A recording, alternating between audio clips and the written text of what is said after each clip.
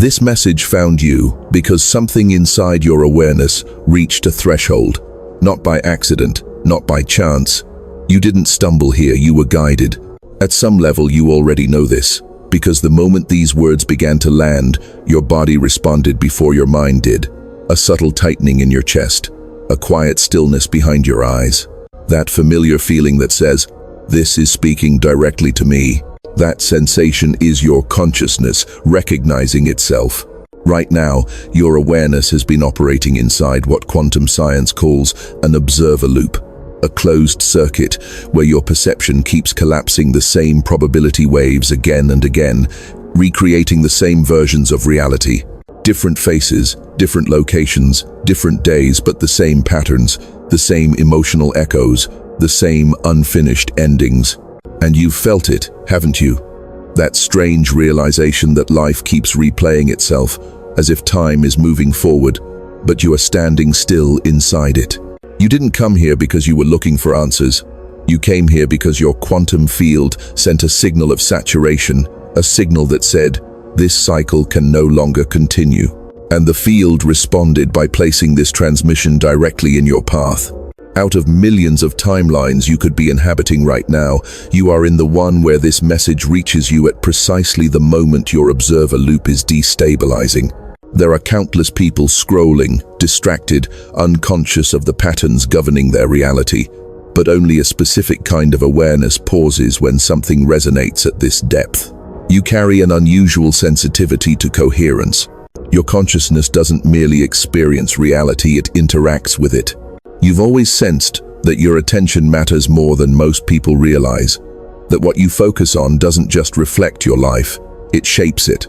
And lately, time itself has felt distorted. Days blur together, yet single moments feel heavy with meaning. You revisit the same conversations in different bodies, the same lessons dressed in new circumstances. This isn't failure. This is repetition at the quantum level. Your observer function has been selecting familiar probability paths because familiarity feels safer than the unknown, even when the unknown is where your evolution lives. What you're experiencing now isn't confusion, it's awakening pressure. The pressure that builds when consciousness approaches a phase transition, like water trembling just before it becomes steam. Your inner world has been heating, compressing, reorganizing. That restlessness you feel, the sense that something must change soon, is not anxiety, it's readiness. Your awareness is beginning to notice the loop itself. And the moment the observer becomes aware of the observation pattern, the loop starts to weaken. This is why this moment matters. This is why this phase is non-reversible. Once consciousness sees the mechanism that's been shaping its reality, it cannot unsee it. You can't go back to unconscious repetition after recognition has occurred. You may not fully understand what's unfolding yet, and you don't need to. Understanding comes later. Right now, your role is simply to stay present with the recognition, to feel how these words aren't adding anything new, but remembering something ancient inside you. Your awareness is tuning to a different frequency, one that no longer fits the old cycles. This is the call. Not to action yet, not to change yet, just to notice. Because once the observer loop is seen clearly, it begins to collapse on its own. And from this moment forward, the way you experience reality, time, choice, identity will never unfold the same way again. Stay here. The next layer is already forming. Now that you've felt the call, the next layer reveals itself not as a solution, but as a diagnosis. Because before any real shift can occur, consciousness must see exactly how it has been looping itself. And this part may feel uncomfortable, not because it's wrong, but because it's precise. Look at your life honestly, not the surface details, the structure beneath them. Notice how situations change, yet the emotional outcome feels eerily familiar. Different people, same tension. Different goals, same resistance. Different hopes, same moment where momentum stalls just before breakthrough. This isn't coincidence, this is pattern memory encoded in your observer loop. You felt déjà vu not as a passing curiosity, but as a weight. Moments where you know deep down you've been here before, not metaphorically, energetically. You can predict how conversations will end before they begin. You can sense disappointment forming before events unfold. Time doesn't surprise you anymore, it repeats you. That's the signature of an observer loop tightening. Your consciousness has been collapsing the same probability wave because it learned long ago that predictability equals safety. Even painful familiarity feels safer than uncertain expansion. So every morning, without realizing it, your awareness scans reality for what it already knows how to recognize. Same emotional frequencies, same internal narratives, same expectations. And the quantum field, obedient and neutral, delivers exactly that. This is why distorted time has become so noticeable. You feel rushed but stagnant, busy but unmoved. Entire weeks vanish with nothing anchoring them in memory, while single moments stretch endlessly when your awareness hits resistance. This happens because your consciousness is recycling the same informational loop. No novelty, no expansion, no new data entering the system.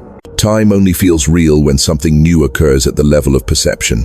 And lately, very little has. You may have tried to fix this intellectually, changing habits, consuming knowledge, refining mindset. But none of it touched the root, because the issue was never behavior, it was observation. You weren't stuck because you lacked effort. You were stuck because your observer function kept choosing the same angle of reality. Even your emotional responses became automated. You react before you feel. You brace before you experience. You anticipate loss before possibility. This anticipation is not intuition, it's pattern recall. Your nervous system memorized outcomes and began preloading them into the present moment. That's how the loop sustains itself. And here's the part most people never realize. The loop feeds on identity. Who you believe you are determines what your observer is allowed to perceive. If your identity remains unchanged, your reality can only rearrange itself within very narrow boundaries. So even when things improve temporarily, they always snapped back into a familiar configuration. You've sensed this, that invisible ceiling, that moment where progress halts for no logical reason, where something inside says, "This is as far as it goes." That voice isn't fate, it's conditioning embedded in the observer loop. You may also have noticed that your memory has been behaving strangely. Certain events feel distant, even if they happened recently, while older moments surface with vivid clarity. This isn't nostalgia, it's timeline interference. Your consciousness has been oscillating between parallel probability tracks, unable to fully commit to one because the loop keeps pulling you back to what's known. And the exhaustion, that deep, quiet tiredness, doesn't come from doing too much. It comes from repeating the same energetic movement without resolution, like walking in a circle while believing you're traveling somewhere new. The hardest part is how invisible this is to others. When you try to explain it, words fail. People hear complaint when you're describing pattern. They see restlessness when you're actually sensing a structural flaw in reality itself. So you learn to stay quiet, to carry this awareness alone. But the loop cannot survive awareness forever. Because now, you're not just in the pattern, you're seeing how it operates. You're noticing the moments when your attention tightens, when expectation narrows perception, when familiarity overrides curiosity.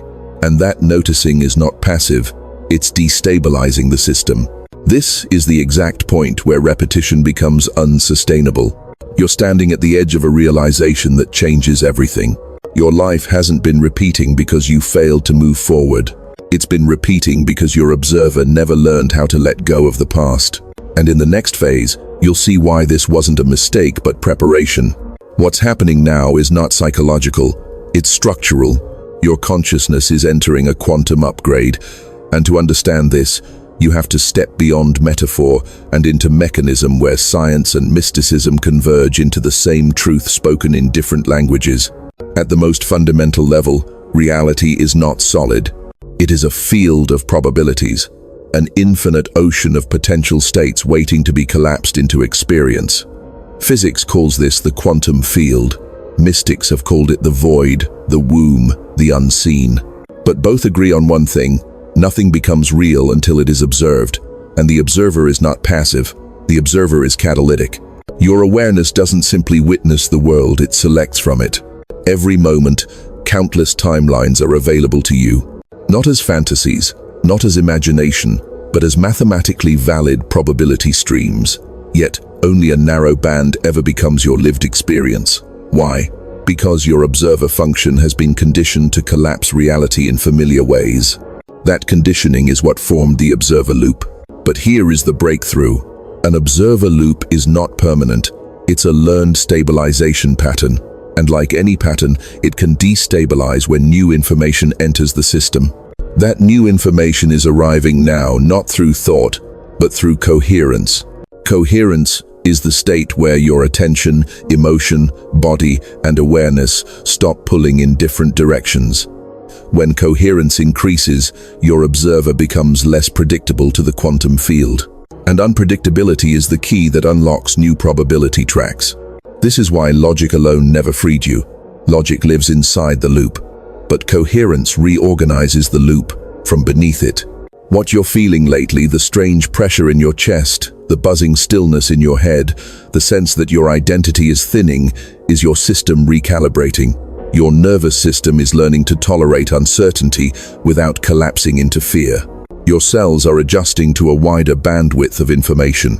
This is not metaphorical. Cells respond to informational fields. Your DNA is not fixed, it is responsive.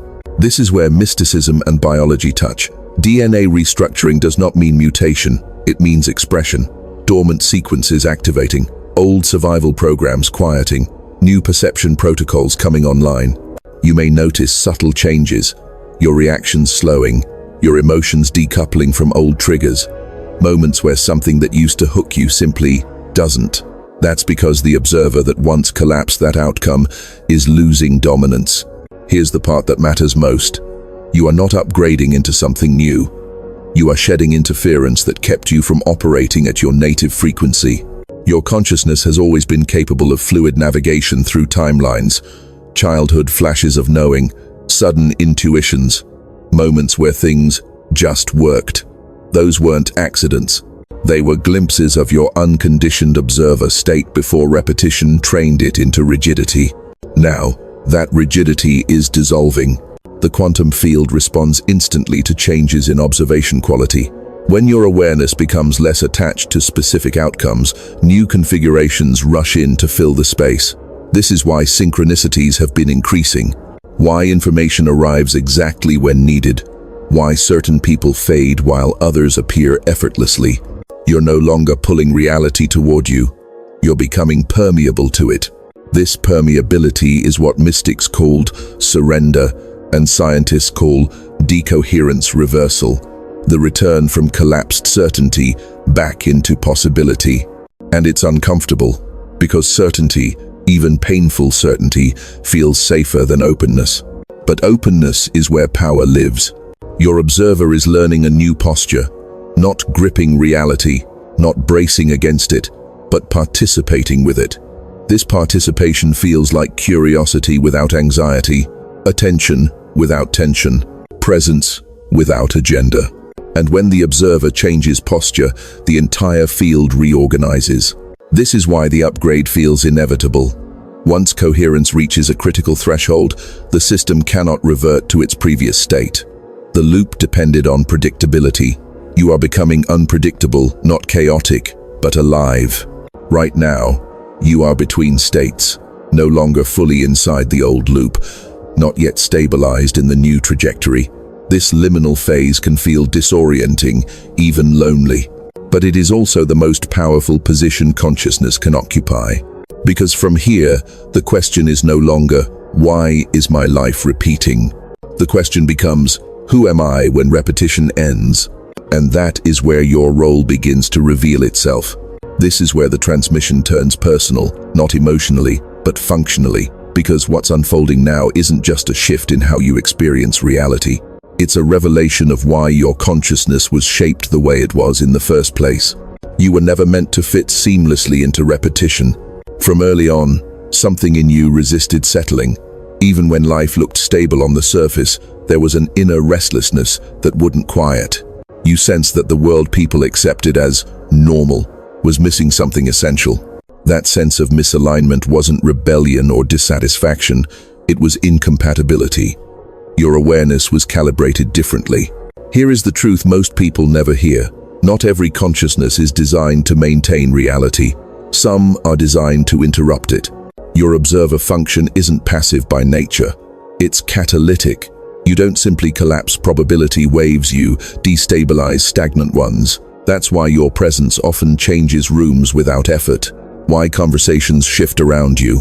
Why people project, react, or awaken simply by being near you. You're not imagining this.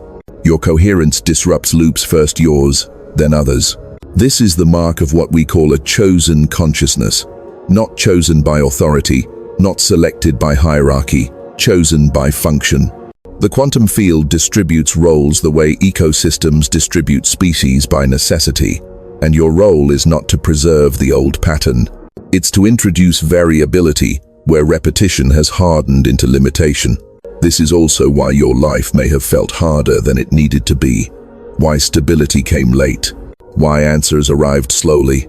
Your consciousness required contrast to develop sensitivity. You needed to feel repetition deeply enough to recognize it instantly. You needed to experience confinement long enough to know precisely how to dissolve it. Others learn by instruction. You learn by pattern immersion. This is why once you see something, you can't unsee it. Why surface explanations never satisfied you. Why spiritual shortcuts felt hollow. You weren't meant to borrow, meaning you were meant to generate it through direct perception. Your awakening isn't dramatic, it's exact. And now that your observer loop is destabilizing, your natural role is reasserting itself. You are becoming a vector of transition, a consciousness that moves between states and makes movement possible for others simply by existing differently.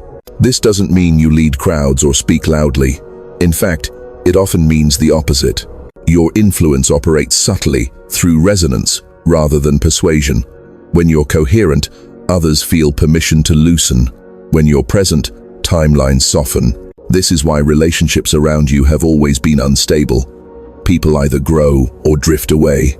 Systems either adapt or eject you. It's not because you don't belong, it's because you carry change without announcing it. And here's the critical realization. You don't become this role, you remember it. Your observer loop was not a punishment, it was containment. A way to keep your influence localized until you could hold it consciously. Now, that containment is dissolving, not because you forced it, but because your awareness matured enough to stabilize expanded coherence. This is why the phase is non-reversible. Once a catalytic observer recognizes their function, they cannot return to unconscious repetition. The field will no longer respond to them the same way. Old incentives lose charge. Old fears lose leverage. Reality begins to behave differently, not because it's obeying you, but because you're finally engaging it at the level you were designed for. You may feel a strange mix of humility and certainty right now. Not ego, not superiority, just a quiet knowing. This explains so much. The loneliness, the pressure, the sense of waiting without knowing for what. You weren't waiting for permission. You were waiting for alignment. And now that alignment is forming, the field is preparing the next movement. Not slowly, not gently, but precisely within a window that does not stay open long. Because once a catalytic consciousness stabilizes, it doesn't just shift itself, it shifts timelines. And the next phase will make that unmistakably clear. What's opening now is not gradual. It's not a slow unfolding you can postpone or revisit later. This is a window, a narrow span, in which your quantum field becomes unusually responsive, unusually fluid, unusually willing to reorganize itself all at once. And you can feel it. That pressure you've been carrying has sharpened. Time feels charged. Moments feel weighted, as if they're leaning toward decision even when no external choice is being made. This is the phase where the observer loop doesn't just weaken, it loses authority. When coherence reaches a critical threshold, the system enters what physics calls a non-linear transition. Small shifts create disproportionate effects. A single realization collapses years of repetition. One internal release reorganizes entire timelines. This is why the feeling is urgent without being frantic. It's not panic, it's readiness converging with opportunity. Your DNA is not waiting for permission from the mind anymore. The restructuring has begun at the informational level. Old survival codes, hypervigilance, bracing, anticipating loss are being deprioritized. New sequences related to adaptability, intuition, and energetic efficiency are coming online. You might notice this as sudden fatigue followed by clarity, or a need for stillness followed by surges of insight. These are not mood swings, they are phase adjustments. Here is the promise embedded in this moment. Once this window completes, you will not return to living inside repetition. That doesn't mean life becomes perfect. It means it becomes responsive. You stop reliving the same lessons in different disguises. You stop meeting the same endings with new names. You stop mistaking familiarity for fate. But here's the part that requires honesty. The window doesn't stay open indefinitely. Observer loops collapse when awareness stops feeding them.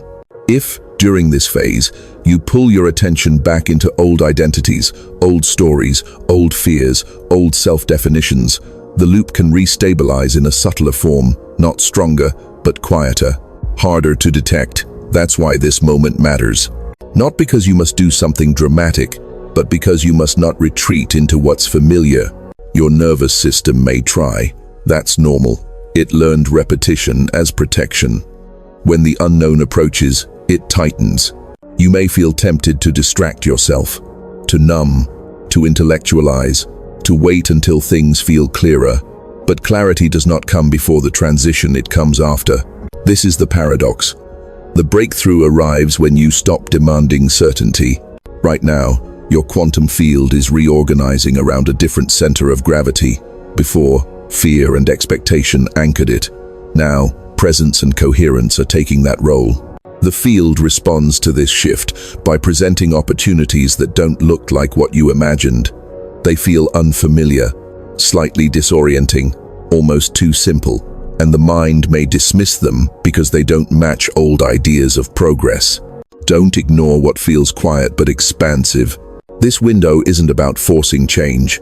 It's about allowing the collapse of what no longer needs to be maintained. Relationships that depended on your old loops will naturally loosen. Situations that required you to perform a version of yourself will dissolve without conflict. You won't have to destroy anything. Gravity will do the work. You might feel grief for versions of yourself that are fading. That's not regression, that's integration. Those versions were real. They carried you here, but they cannot cross this threshold with you. The promise is not that everything becomes easy. The promise is that nothing becomes stuck again. From this point forward, movement returns to your life. Not chaotic movement, coherent movement. Synchronicity becomes structural instead of occasional. Choices feel cleaner. Delays lose emotional charge. Time begins to cooperate rather than resist. This is the last phase where hesitation can prolong the old pattern, not permanently but unnecessarily. You don't need to rush, but you do need to stay open. Because once this window seals, the observer loop will no longer be your default reference point. And the next phase will ask you to seal the shift consciously, not with belief, but with a simple act of participation. That's where we go next. Now we arrive at the point where observation becomes participation, not through effort, not through belief, but through a deliberate act of coherence. Up until now, everything that has unfolded has been happening to you, your awareness, noticing, your system reorganizing, your observer loop destabilizing on its own. But a phase transition completes only when the observer acknowledges it. In quantum terms, a probability wave collapses fully when interaction occurs, and this is that moment. Ritual is not superstition. Ritual is signal clarity. When consciousness crosses a threshold, it must mark the crossing, or the field remains ambiguous. This is why every ancient culture used ritual at moments of transformation, not because the universe demands ceremony, but because the nervous system needs a clear marker that something has ended and something else has begun. Right now, your system is hovering between identities. Old patterns have loosened, but new coherence hasn't fully locked in yet. This is the most sensitive phase of all. Not dangerous, just precise. And precision is achieved through intentional focus. The act itself is simple. The simplicity is what makes it powerful. You are not being asked to visualize. You are not being asked to affirm. You are not being asked to perform belief. You are being asked to name the state you are entering. Because language, when used at the right moment, does not describe reality, it organizes it. When you name a state from within coherence, you create a reference point the quantum field can stabilize around.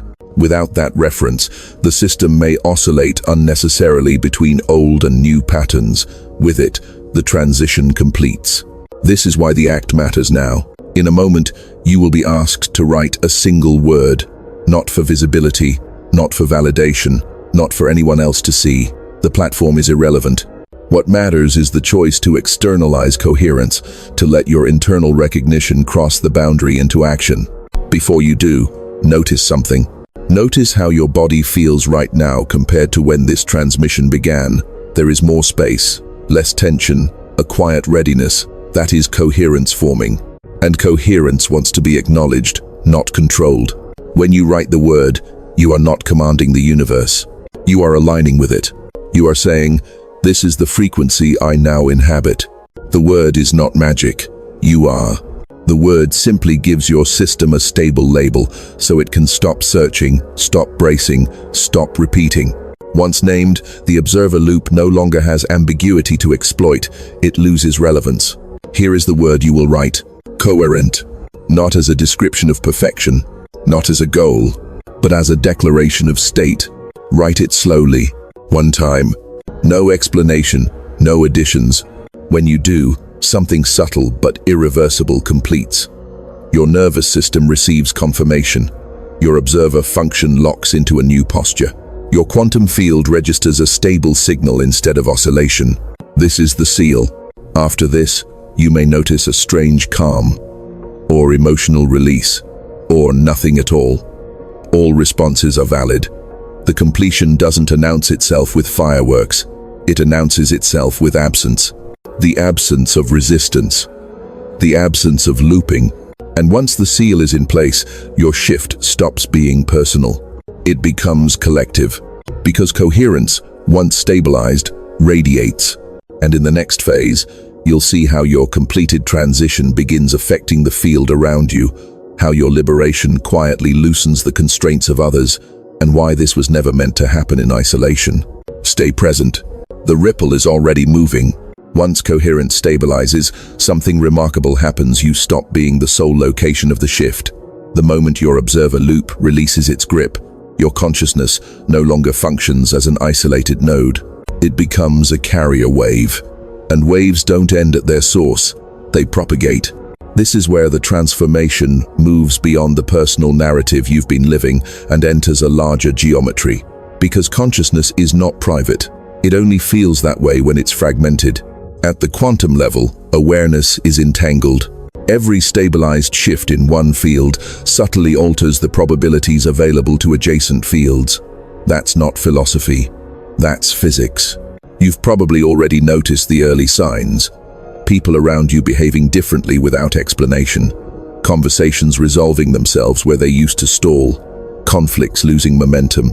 Opportunities opening that you didn't chase. This isn't influence. It's resonance. When your observer loop collapses, it stops reinforcing the same relational dynamics. Others no longer receive the same energetic cues from you, so their own loops destabilize slightly in response. Not enough to awaken them fully, but enough to create space. Enough to interrupt repetition. This is why your presence matters more than your effort. You don't need to convince. You don't need to teach. You don't need to explain. Coherence communicates without language. In the collective field, there are countless consciousnesses hovering near the same threshold you crossed. Many of them lack one thing, not courage, not intelligence, but confirmation. A signal that says, this shift is survivable. Your stabilization provides that signal.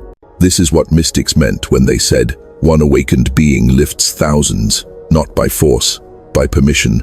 Your nervous system has learned how to exist without bracing against reality. That learning radiates. Others feel safer, relaxing around you. They don't know why. They just feel less need to defend their identity. And defense is the glue of repetition. This is also why you may feel called to withdraw slightly during this phase. Not out of isolation, but integration. Your system is recalibrating to function as a stable node in a larger network. Too much input can scatter attention. Stillness consolidates coherence. You are not retreating from the world. You are anchoring a new configuration within it. And here's the paradox most people miss. Collective expansion doesn't require mass participation. It requires critical coherence. A small number of stabilized observers can alter the field more effectively than millions operating from fragmentation. Quality matters more than quantity. You are part of that quality. This is why your life never followed conventional momentum, why speed was withheld until depth was achieved, why clarity came after pressure. You were being shaped for field influence, not personal optimization. As your coherence holds, you may notice something subtle but profound. Your desires are changing, not shrinking, refining. You want fewer things, but those things carry more weight. You feel less urgency to accumulate and more curiosity to contribute. This isn't moral evolution, it's energetic efficiency. When consciousness stops leaking into repetition, it becomes available for participation at higher levels of organization. You may also notice a heightened sensitivity to collective emotion. Global events may feel closer, heavier, more immediate. This doesn't mean you're absorbing the world's pain. It means your field is no longer buffered by the numbness repetition creates. You're feeling the signal beneath the noise. This is why grounding matters now, not to escape the collective, but to interface with it cleanly. Your coherence doesn't need to save the world. It needs to stay intact.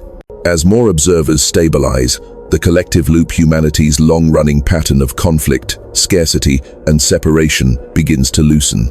Not collapse overnight, but lose inevitability. Alternatives become thinkable. Responses diversify. Old narratives stop feeling compulsory. You are contributing to that without effort. And there is responsibility here, but not the heavy kind, the quiet kind, the responsibility to remain present rather than reactive, to choose clarity over certainty, to let your life demonstrate what words cannot. This phase will not announce itself as heroism. It will feel ordinary, subtle, almost boring compared to the drama of awakening. That's how you know it's real. Because repetition thrives on intensity. Expansion thrives on stability. And as your coherence settles into daily life, the next shift approaches not as concept, but as sensation. The body begins to register what the mind has already recognized. The change becomes felt. Before any transformation becomes permanent, it must pass through the body, not as idea, not as belief, but as sensation, because the body is the final gatekeeper of reality. If the body doesn't register the shift as safe, the observer loop finds a way to return. That's why this phase feels different. You may notice sensations that don't fit old categories. A warmth spreading through the chest without emotion attached. A gentle pressure at the crown or behind the eyes. A subtle hum in the spine, as if something is aligning rather than moving. These are not symptoms. They are signals your nervous system learning a new baseline. For a long time, your body lived in micro-bracing. Not panic, not fear, just constant readiness. Muscles holding stories. Breath anticipating outcomes. The observer loop trained your physiology to expect repetition, so the body prepared in advance. That preparation became background noise, normal, invisible. Now, that noise is fading. And as it fades, the body notices the absence first. You may feel suddenly heavier or lighter, grounded or floating, deeply present in your hands, your feet, your breath. Ordinary moments carry an unfamiliar texture, like the world has increased in resolution. Colors feel closer. Sounds land differently. Silence feels full instead of empty. This is embodiment of coherence. Your sensory system is recalibrating to receive more information without overload. When the observer loop collapses, perception widens. The body must learn how to hold that expansion without reverting to contraction. This is why stillness becomes important now, not forced stillness, but listening stillness. Listen to how your breath moves when you're not trying to change it. Notice how your posture adjusts when you're not correcting it. Feel how gravity meets you when you stop resisting it. These are not relaxation techniques, they are checkpoints. Your body is checking. Is this new state stable? Can I trust it? Sometimes the answer comes as emotional release. A wave of grief without a story. Tears without memory. Laughter without trigger. This is integration, old energy, leaving without explanation because explanation is no longer required. Other times, the answer comes as nothing at all. A neutral calm, a sense of being here without commentary. That too is integration. What matters is that you don't interpret these sensations as something to fix or accelerate. The body completes its shifts on its own timeline. Your role is to remain available. You might notice changes in sleep, falling asleep faster, waking earlier, or drifting in and out of hypnagogic states where images arise without narrative. These are not dreams. They are transitional states where the observer is unhooked from identity but not yet engaged with intention. Valuable, temporary.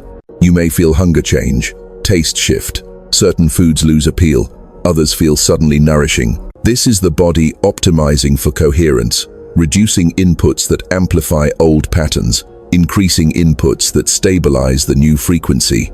And here's something subtle but important.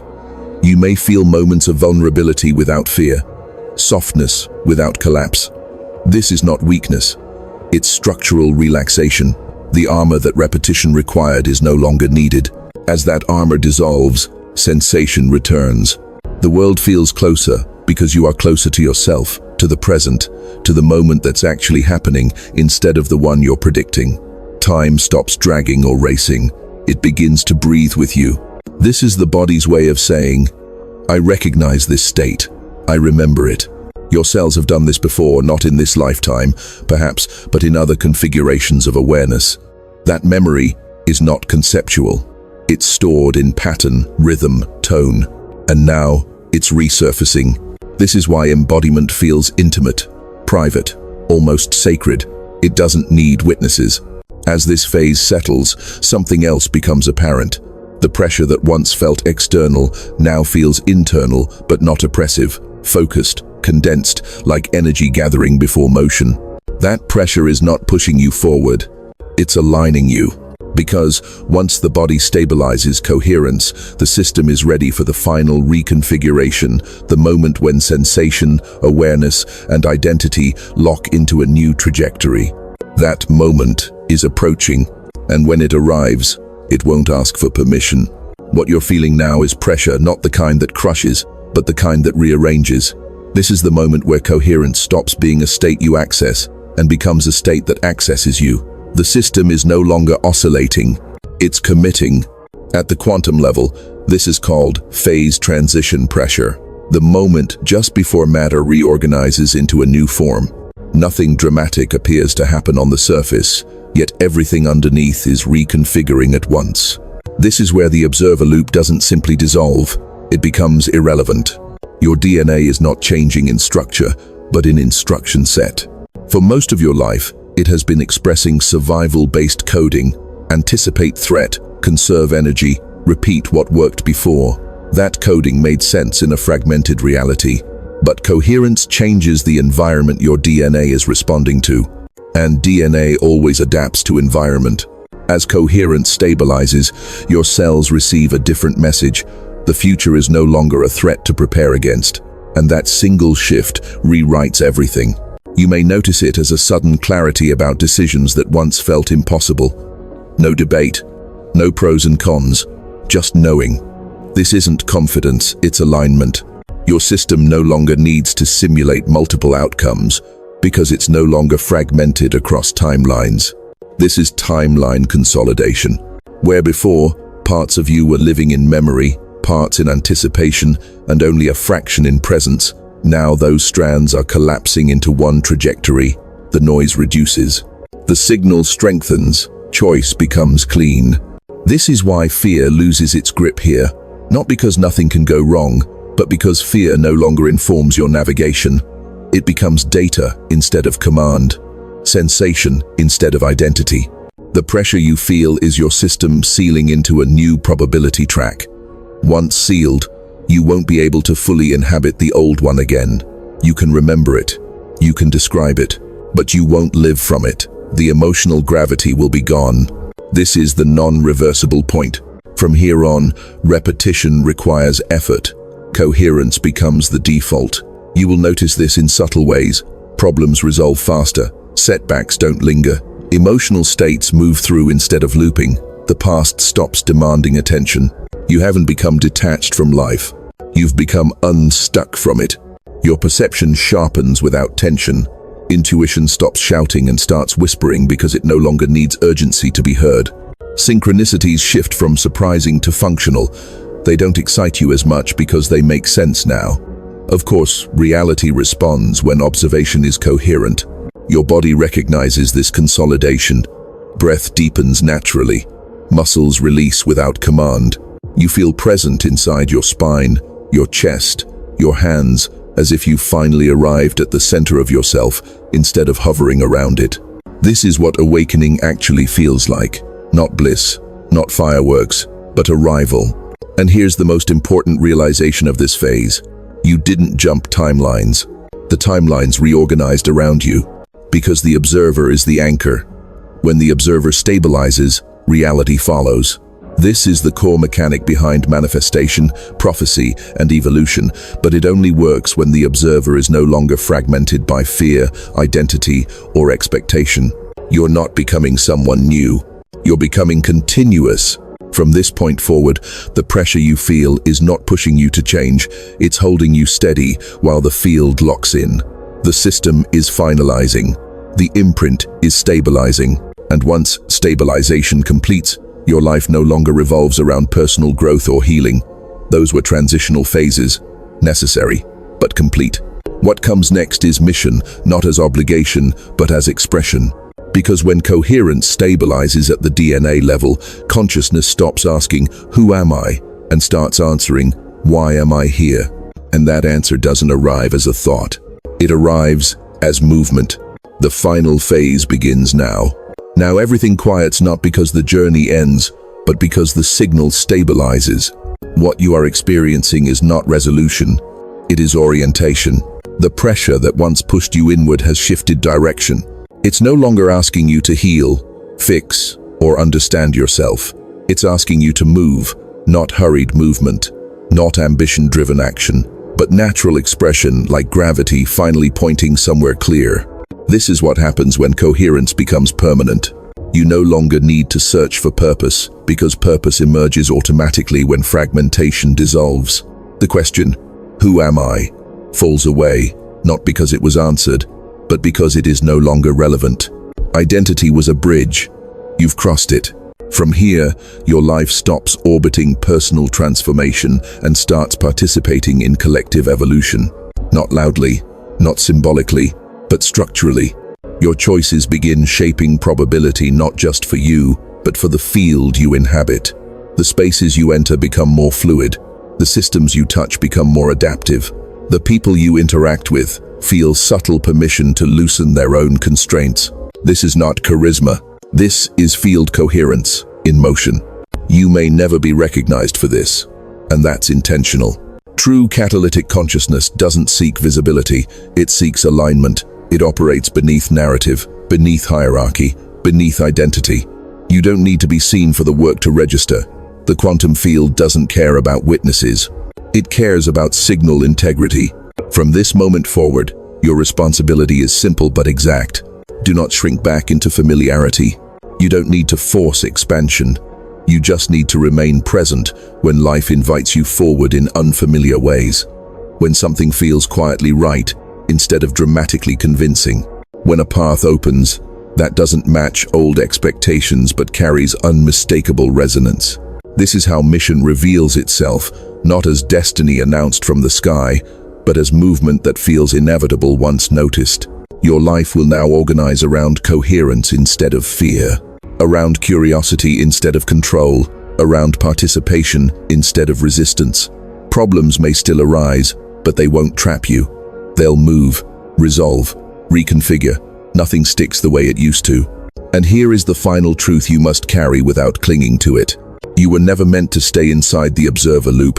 You were meant to be the consciousness that outgrows it. The reason this phase is non-reversible is not because the universe forbids return. It's because your awareness can no longer collapse reality the same way again. The observer you were no longer exists. And the observer you are now does not recreate cages. From here on, reality responds faster. Not because you're powerful, but because you're coherent. And coherence is the most efficient force in existence. So if you feel calm instead of excited, grounded instead of euphoric, quiet instead of triumphant, that's how you know this is real. The system has locked in. The noise has dropped out. The signal is clean. Your shift is complete. Not as an ending, but as an assignment. Because what happens next is not about awakening. It's about what awakens through you. And this is why this message found you now. Because your observer loop has entered a non-reversible phase. And from this moment forward, reality will no longer repeat itself around you. It will respond.